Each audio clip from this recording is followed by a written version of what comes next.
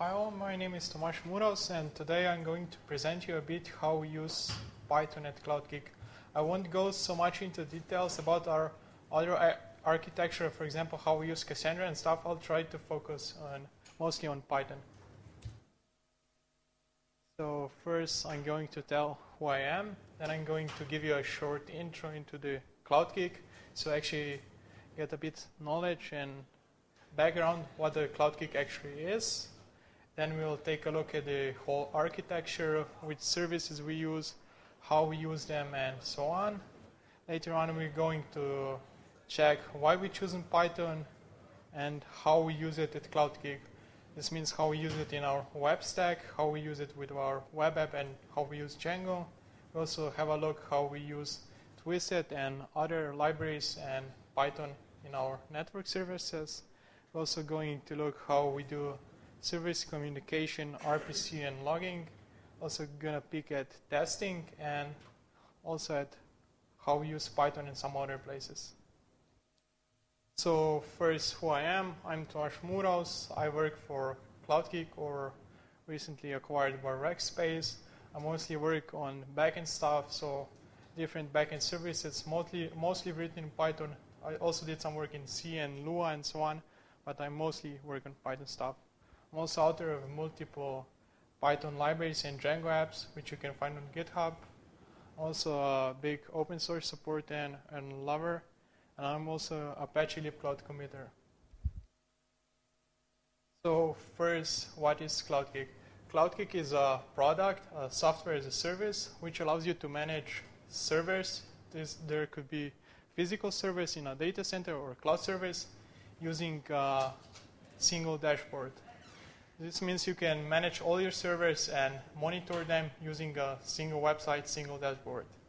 You can also set up different alert thresholds and monitors.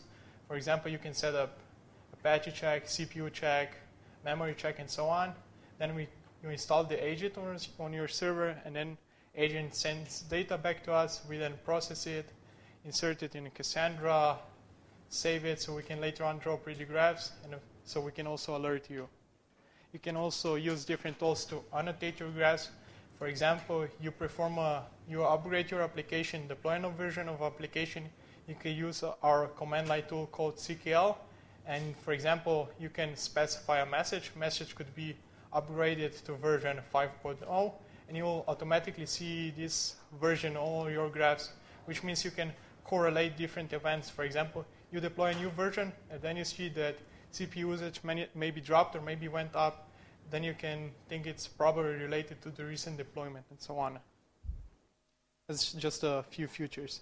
Here are some screenshots. That's our dashboard. Basically, each bar represents a server. Each slice basically represents a server. It's a bit hard to see because the projector is up anyway.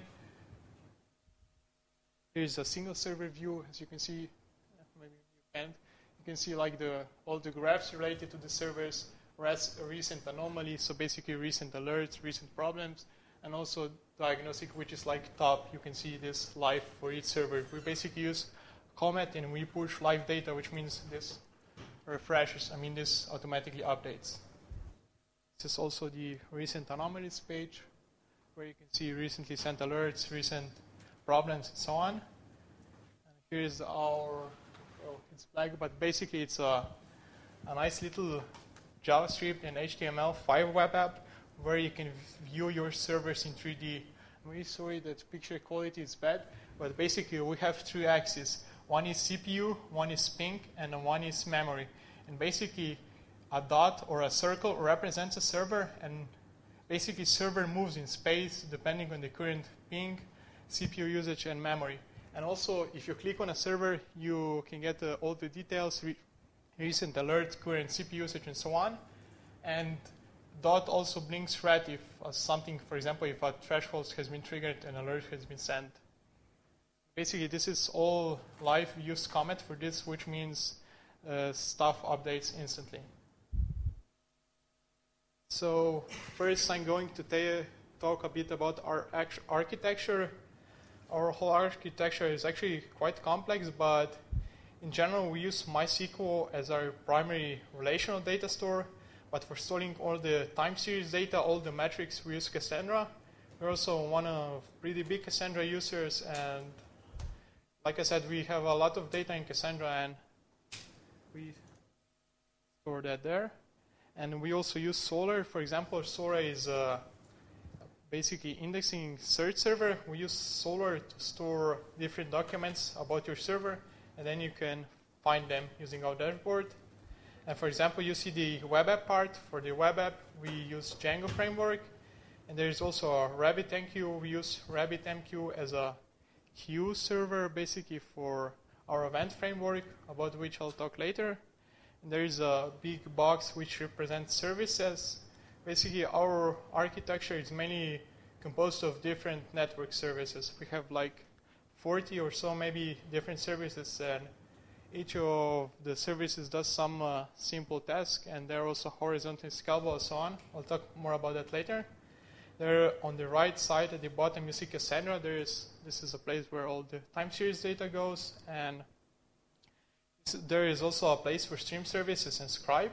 I'll talk about Scribe later. It's basically a tool which has been open sourced by Facebook and allows you to aggregate your logs and stuff, but I'll talk about how we use it. We actually don't use it for aggregating logs, we also use it for some other stuff. On the left, you can see a yellow circle which represents your server. Basically, for monitoring to work, of course, you need to install some kind of agent on your server. And basically, you install our agent in your server. Our agent is written in C, and it also supports Lua script, which is kind of interesting. Basically, our agent, the core is written in C, but it has Lua interpreter built in. We decided to do this because, of course, with C you have memory management and so on, and it's hard to write like a CPU check or a memory check or disk check. That's why we decided to embed Lua interpreter, and you can write your CPU, and basically all the CPU check and all the code for communicating with our servers is written in Lua, which makes it a lot easier and more cleaner and simpler to write. And basically, once your agent is installed on your server, it opens a persistent TCP connection to our server, and it pushes different metrics to it. Basically, the highline you see, that's our so-called service which communicates the agent, or actually agent communicates with the server. Also on the picture you can see Orbited. Orbited is a server written in Python which uses Comet, and it's used for real-time communication. So why Python? I mean, I probably don't need to talk about that here. So yeah, Python and Cloudkick. Like I said, our architecture, we basically use many different languages. We also use C, C++, Java, and so on. But our primary development language and most of our services are written in Python. We use it in our web stack. This means Django and many other libraries. We also use it for our network services where we mostly use Twisted. I'll also talk about how we use Twisted, some problems we encounter, and so on. And we also use it, which is great for like random small scripts like cron jobs and so on. That's actually a pretty nice thing. With Python, you can like write real serious apps, web apps, network apps, whatever. But you can also use it to like automate some small task. So for web application, like I said, we use Django for our web app. We've been using it since the beginning. So far, we've been pretty pleased to it. Our web app is actually, it's not like a typical CMS and so on, which means we needed to modify quite a lot of stuff. It wasn't so straightforward, but we're still pretty satisfied with it because so far we haven't had any security problems yet. So which means we haven't had any XSS stuff, which means Django team is taking a good care of the security. And we also use South, which is a Python library for performing schema migrations and data migrations. So we basically, like I said, we use MySQL as our relation data store, and for adding columns, we use South. That's basically, if you use some kind of migration tools, they do support like removing columns or editing them, but of course in MySQL, this means if you use MyISAN that for example, if you execute alters table, the whole table will be locked for it, which is obviously not acceptable in production. So you usually just end up adding new columns. We also use for our API, we use Piston. Piston is a library which has been open sourced by Bitbucket. It's meant to be used to create or nice little REST APIs. We use it for that, but we also modified a lot in Piston. For example, we changed the default JSON serializer because I think the default version used Django JSON serializer, which should, I think, fall back to simple JSON, but for some reason didn't, and we changed that to directly use simple JSON, and works a lot faster now. We also modified it to support OAuth 2. OAuth 2 is basically authentication mechanism, but OAuth 1 is pretty complex. You need to create a signature and so on, and not so straightforward from a developer perspective. And OAuth 2 addresses this. That's why also our API recently added support for it. Okay, previously said we are also a big Cassandra user. At the time we started using it, this was like Cloudkick started around in 2009. And the time we started using it, there weren't like many good or like well battle-tested libraries available. That's the reason why we decided to basically build our library and our ORM.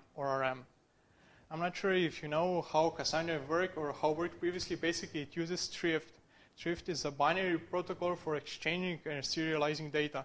And Cassandra uses Thrift for communication, so our library also uses Thrift to communicate with Cassandra.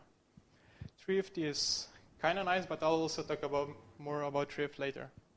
And yeah, we use Solr for indexing all the node data and allow you to search for all your servers and so on. And we use Solr for that. And for communicating with Solr, we use SolarPI, which is a Python library. We also made some modifications to it because by default it uses XML. Basically, it uses XML to send documents to the server, and by default it expects XML from Solr server, and we basically modified it a bit to return JSON, because Solr supports JSON as well, but the library doesn't. Actually, the library, there is a reason why library doesn't support JSON. In JSON, there is no way to natively store dates. That's the reason why the author decided not to support JSON, but that's not a problem for us because we never use date field. We never use date field in a way that we would need to convert it in a native datetime object in Python. But if we need to do that, we could do it. We could just save a date as a JSON and do some post-processing after receiving a document, but so far we haven't need to do that. Yeah, for profiling, we have multiple servers. We have a staging server, which uses the same database as production server, which means we usually use staging server for debugging different performance problem. For that, we use profiling middleware for Django, which is actually really, really simple. It uses Python cProfile. It shows a list. Here's a screenshot. It basically shows a list of all the execute functions and so on and queries. But it's basically very useful. With this little page in script, you can do a lot. You see which queries, how many queries executed, and so on. And then you can basically optimize it. I mean, ORMs are great, but in many cases, sadly, we need to use different hacks. For example, in a lot of places, we call list on a Django query set to evaluate the whole query set early before we pass it to some other function, because the query set basically gets only evaluated once and we have better performance. And in some places, sadly, we also use some raw queries because this was needed to have a good performance. For logging, we use Django Sentry, which is basically a simple app which allows you to basically provide a nice REST API where you can post your log messages, and then you can see all the messages aggregated. Oh, I thought I had a screenshot, but anyway.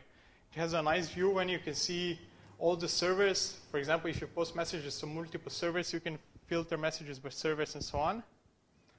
So now I'm going to talk a bit about Twisted. We are also a pretty big users of Twisted.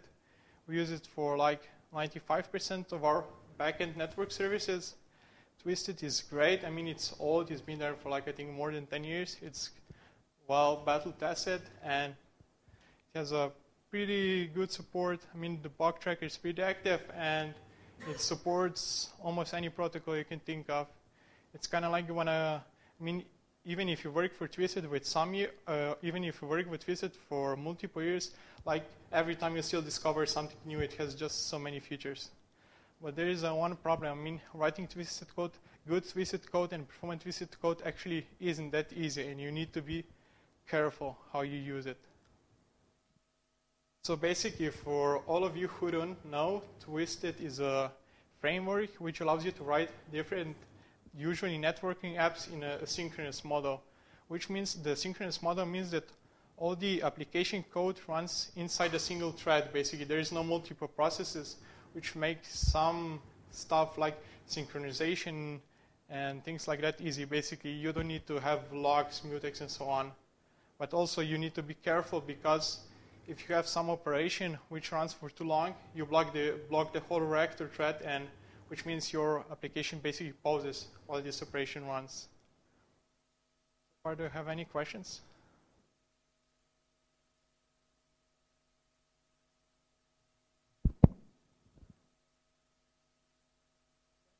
This slide, I also included some random tips which are good to know when you work with Twisted. For example, one thing we have a lot of problems with, or we had, is on-cut exceptions. For some reason, when there is an on-cut exception in Twisted after a long period of time, it starts to leak memory. This is also if you have which of course you in production usually do, you have a debugging turned off, right? So it's not a debugging problem. But for some reason, after Twisted services run for a long time, and if you don't handle all the exceptions, it starts to leak memory. Second thing is that you need to be careful defer to threads. Like I said, Twisted is asynchronous, which means that everything by default runs in a single thread, but usually not all the libraries you use are asynchronous. For example, we use libcloud a lot to talk with different cloud providers, and libcloud is blocking. It's not asynchronous. This means that if we'll just execute some libcloud function inside the reactor thread, it would block and it wouldn't work. Well, it would work, but everything else will be paused while the libcloud functionality is running. That's the time when you use Twisted threads defer to thread function. This is basically a function which runs some blocking code inside a worker thread. Basically, Twisted maintains a thread pool. I think by default it's 10 threads or so.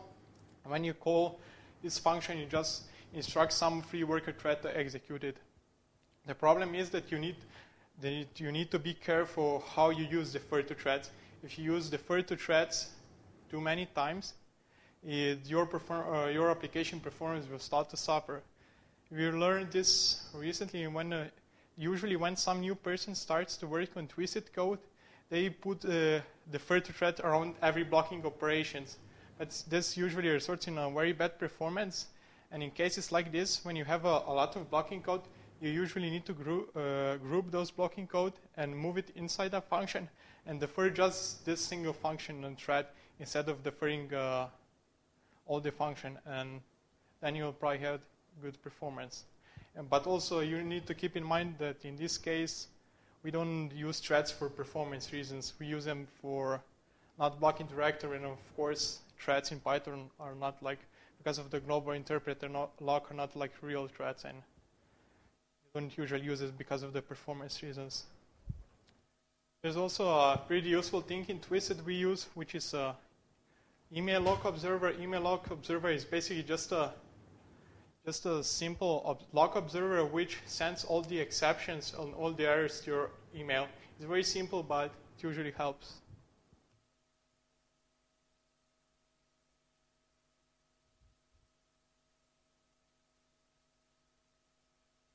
Yeah, there is another thing we use for recording different application-specific or service-specific metrics during the service lifetime.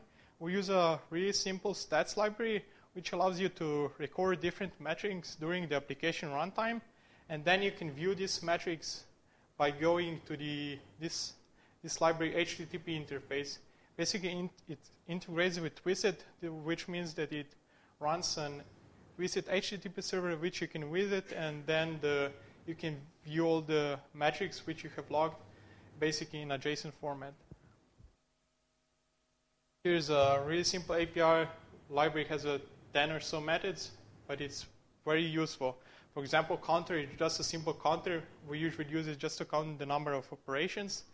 The one which is pretty useful is add average. This operation, basically you usually use it when you want to record how long some operation takes. For example, inside your Twisted, you have some code. It's probably some kind of database code or something like that.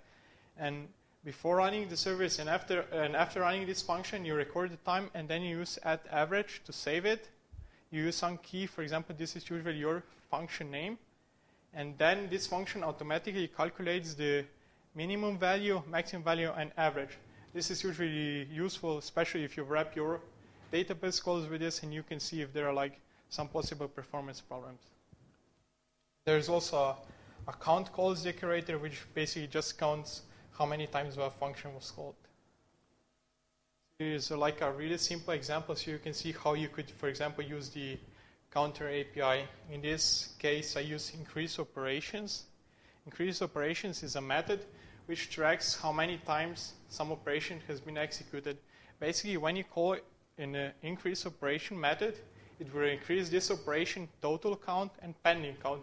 Basically, until you don't call the decrease operation, the operation will be in the pending mode, which means it's executing. And usually when the operation finishes, you call, like you can see in the example at the end, decrease operation, and this will basically decrease this operation or this key pending counter. This is usually useful, especially because, like I said, these metrics are available live through the HTTP interface, because you can see how many of each operations you have waiting, and you can like see if some operations are usually taking a long time to execute.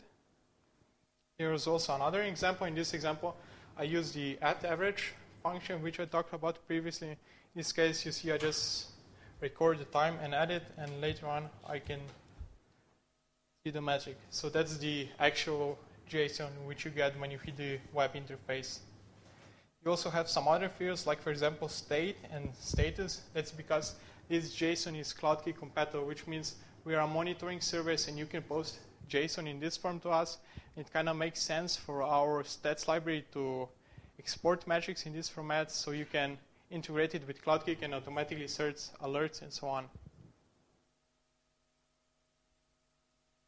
So yeah, service communications. Like I said, we have a lot of different services and they need to communicate somehow. For this, we use event framework, scribe, and drift in different ways. Event framework is basically, in our case, uses a lot, and it basically it's based on the message passing design pattern or paradigm. Event framework supports multiple policies. It supports fan-out, round-robin, and scoped round-robin. Fan-out means when you have some topic, for example, server started is a topic, and when you have multiple subscribers, like 3, and 3 subscribers subscribe to this topic, all the subscribers will receive it. Fan-out is a second policy. Fan-out usually allows you to create a load balancing algorithm. For example, you have 3 subscribers, all of them subscribe to the same topic. But here, as you see, that's fan-out. As you can see up there, we have a publisher that's usually a web app in our case, or it's also a Django service. This publisher publishes 4 messages, as you can see, and we have a broker, which is in our case the actual server or service, which implements all the routing, sending of the messages and so on. In our case, this is RabbitMQ, and down there you see subscribers. Basically, in this case, in the fan-out policy, each subscriber receives all the messages, which is second example. You can see the round-robin policy.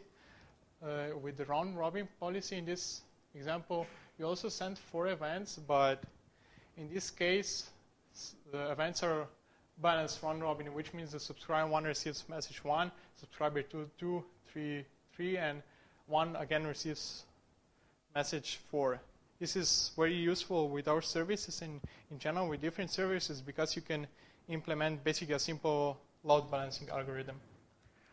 And the last policy which our events framework supports is a scoped round-robin. It's very similar to the round-robin difference is that with scope route robin, you provide a tag when you register. For example, you want to register and listen for all the events with the topic server booted, but you can provide a tag. For this tag, we usually use the service name, and this policy allows us to load balance some event with the same service. For example, we have multiple instances of the same service, and we would like to load balance between them to share the load, and that's the place where we use this policy. It's an example of subscribe.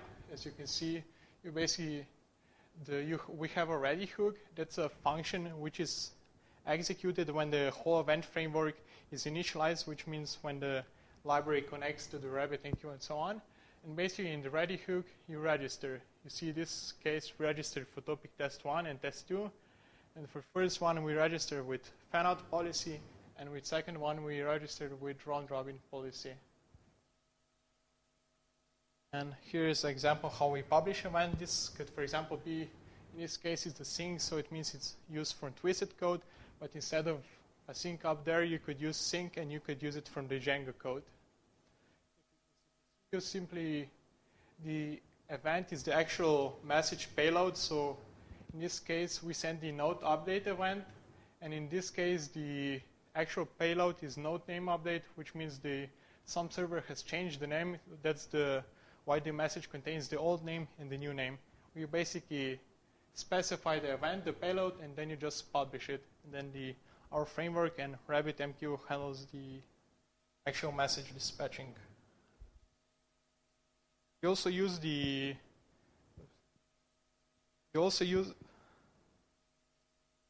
event framework a lot. Basically, our web app and a lot of our actions in our web application are blocking. And of course, we have two options. We could execute this application inside the web app. This means inside the Django view code. Or we could, of course, run it inside the service, which makes a lot more sense because it doesn't block and user doesn't need to wait.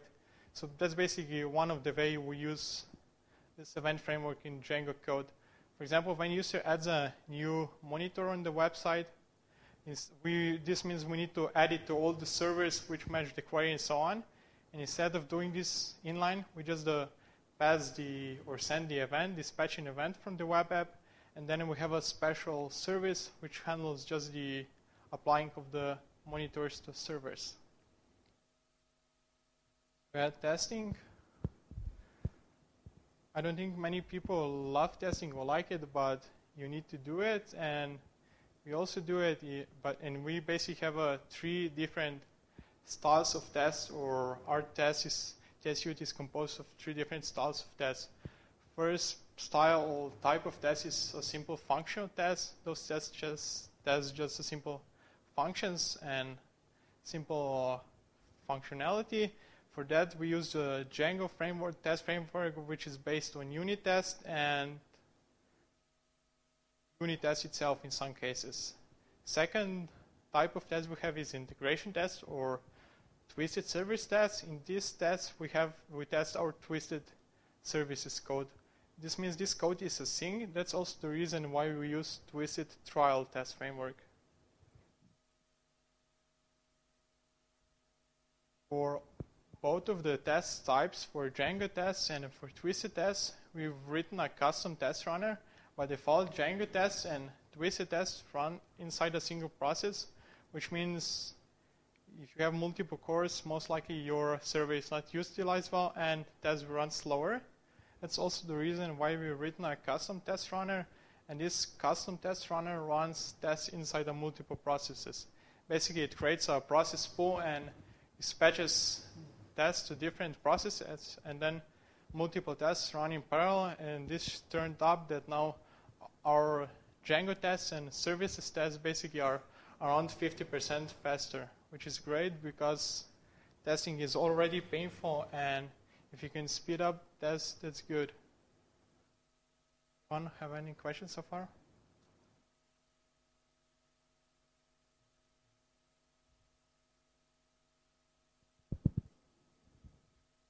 Don't be shy.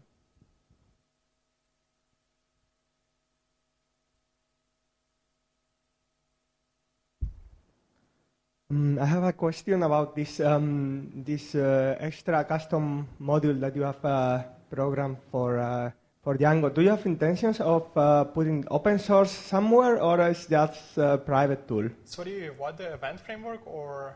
No, the test runner. The test runner, yeah, I have a post on my blog and I have a guest, so it's kind of open source. It's just not like packed inside a single Git repo, it's just inside a guest. But yeah, I can share a link with you later on. Okay, thank you.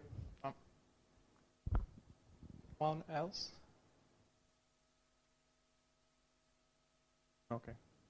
Okay, I also want to talk a bit about how we use, like I previously said, we use Stripe.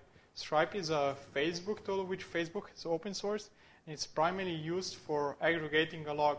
Primary selling points of Stripe are that it's fast, it can handle a lot of messages, and that's also one of the reasons we use it. For a lot of the stuff we use event framework, but it turned out that actually RabbitMQ doesn't perform so well when you have a lot of messages. That's one of the reasons that in some places, instead of using RabbitMQ, use Stripe.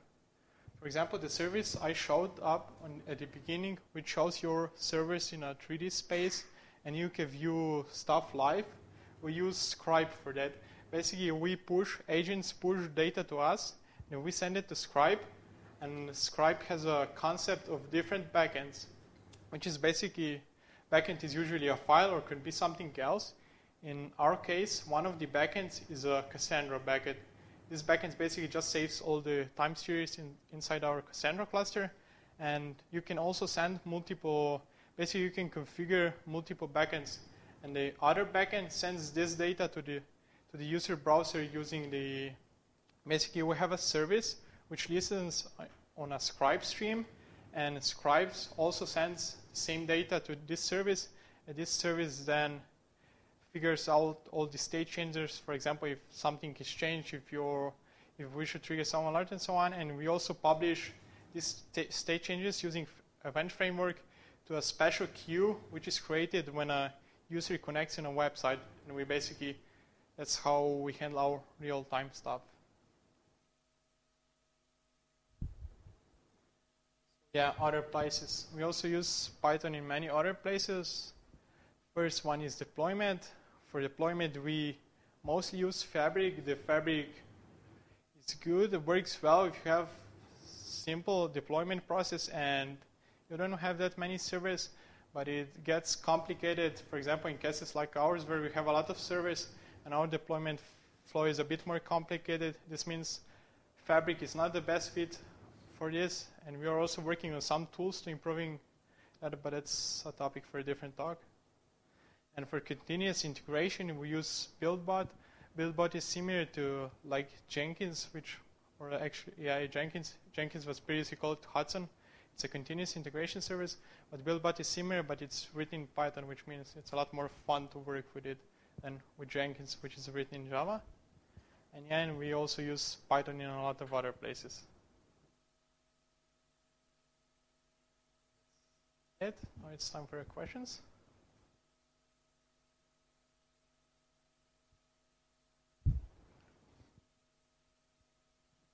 Question about Cloudkick services.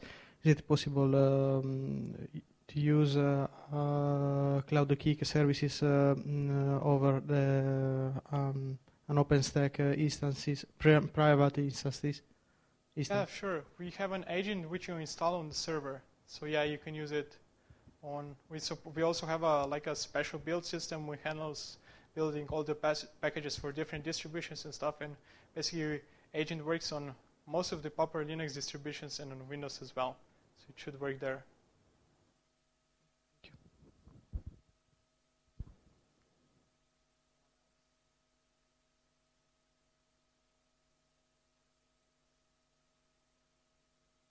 Questions? I have a question. So, where we can find documentation about the services and what we can find inside the OpenStack? You can go. You can find all the documentation or our website on the wiki, and the website is cloudkick.com. You can find everything there.